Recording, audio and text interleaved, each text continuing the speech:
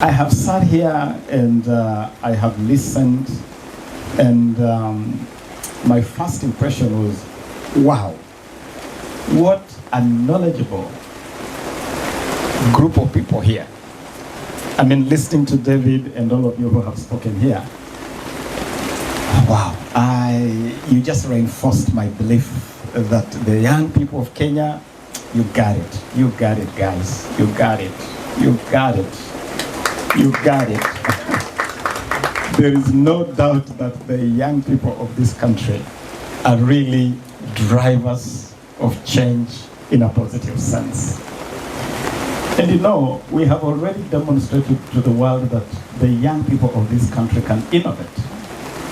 They can create, they can imagine a better world, a better country. I mean, look at what M-Pesa has done as an innovation born in the minds of young Kenyans. Look at how it has completely revolutionized the whole space of fintech and turned that whole space into a whole new world. I mean, incredible. Many other areas where our young people continue to demonstrate that yes, you can drive positive change and you can be agents of development. And let me tell you, vijana, unajua ule muda wa complaining and whining, oh, we inherited this bad country. Forget that. Take control of your destiny now. After all, your moment is here. What happened yesterday may be unfortunate. It may have undermined this country, but you are here. You are here. And you have the opportunity to make Kenya and Africa into exactly what you want. And so I'm challenging you, grab this opportunity and mold this country into what you want it to be. Through your innovation, through your imagination, through your creativity. And there could never be a better time. There could never be a better time than now. You have a government that has placed the youth of this country at the core of government planning, government visioning, government financing. You have a president who is obsessed with the agenda of the youth. President William Ruto has one of his biggest motivations is to see the youth of this country realize their potential, to see the youth of this country at the center of driving this country forward. Exploit that opportunity. Exploit that. You have noticed that this government is putting the money where the mouth is, as you said yourselves. This is the first government that has placed innovation and the startups at the center of government policy. We have a whole agency, the Kenya National Innovation Agency, tailor-made to drive the agenda of innovation. Take advantage of that. 4 months ago, we flagged off the Presidential Innovation Challenge and Award. And I'm challenging you, plug into that and take advantage of what opportunities lie there. If you go online right now, www.kenyainnovationweek.com, www.kenyainnovationweek.com. That's the website of the Kenya National Innovation Agency. You will be plugged straight away into the Presidential Innovation Challenge and Award. It is an open space where we are telling young people, whatever idea, whatever innovation you can think of, plug it into that innovation challenge. And it could be in anything. It could be in fintech, it could be blue economy, it could be in agriculture, it could be in fisheries, it could be in anything. Bring those ideas. On the 27th and the 28th of this month, we will be hosting the Kenya National Innovation Week Commonwealth Edition. And because it's the Commonwealth Edition, we are bringing 56 Commonwealth member states to Nairobi. And it is going to be a platform. Thank you. It is a platform to showcase the best of Kenyan innovation, not just to the Kenyan audience, but to a Commonwealth audience.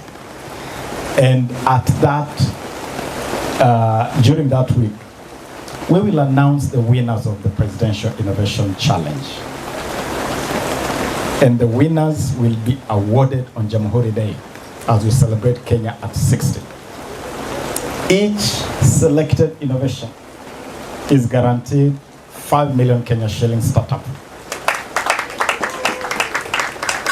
Amen. Mumeona serikali nyingine ikifanya hivyo lini? Wapi? Zini serikali ya William Ruto. And I'm telling you, please plug in. Plug in. If you haven't plugged in, plug in today. Plug in today. And I'm also using this opportunity, David, to invite this network to the Kenya Innovation Week Commonwealth Edition at the end of the month. Let them come and be part of that. A week after that, we will be hosting the Youth Connect Africa Summit. And we are bringing 20,000 African youth to Kenya.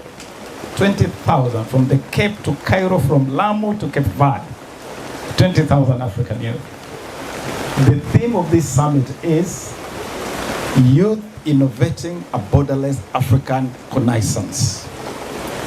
Youth Innovating a Borderless African Renaissance.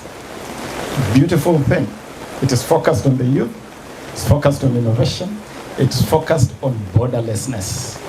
Because we want African youth to have opportunities that cut across the whole of Africa. One whole street across Nairobi turned into one huge bazaar. You can bring your products, you can bring your music, you can bring your theater at the Hustler Bazaar for the whole week of the Youth Summit. And we will be opening this up to the whole of Africa. When I announced this to the African Diplomatic Corps that I hosted to breakfast the other day, I hosted all the African ambassadors in Nairobi. Each one of them started grabbing space. The Ghanaian ambassador told me, this space is going to be for Ghanaian youth. The Egyptian ambassador told me, Egyptian youth will be here to demonstrate the productivity of Egyptian youth. I want the Kenyan youth to be the most prominent in that space. By the time the rest of Africa arrive here, they should find you so ready so that you can showcase the best of your ideas, the best of your innovation, the best of your productions to an African audience. And because we are inviting other countries of the world, it will be more than just an African audience. It will really be a global audience. I'm inviting you to take advantage of that. And so the bottom line, what I'm trying to say with those examples, is that you have a government that is deliberate, intentional, and structured in providing the young people of this country with a platform to become pretty much whoever you want to be. And as you prepare to take advantage of these opportunities in innovation, in sports, in creativity, just yesterday, the president has created a whole sub-department called Creative Economy. And this is challenging young people. Take advantage of this. Take advantage of this space. Create ideas, and we'll give those ideas the wings to fly. I'm very happy, David, with your team. You are familiar with the startup bill. And we have taken the startup bill. We are reworking the startup bill. We are connecting the startup bill to innovation and startup financing. The startup fund is going to be a key provision in the startup bill. And so very soon we will be convening a public forum on the startup bill so that we can all work together, because that startup legislation is revolutionary and is going to give your innovation and your ideas the wings to fly. I'm also a firm believer in innovation as the platform to push our communities, our nation, our continent to the next level. Innovation. And especially innovation around new frontiers of development, like the blue economy. 5 years ago, while I was at the Ministry of Foreign Affairs, Kenya hosted the first Blue Economy Summit in Nairobi. which really opened the possibilities, beamed the light on the horizon of what lies in this whole space of blue economy. And now the blue economy has become a whole frontier for development. And with innovation and creativity, we can unleash the full potential in the blue economy. So I'm here really also to reaffirm that I am a big believer in the whole ecosystem of the blue economy and the potential it bears to help to drive our economic development. I'm a fisherman myself, proudly so, born and bred by the Great Lake Victoria. And I know that that space bears potential which we must really exploit to develop our country and our communities.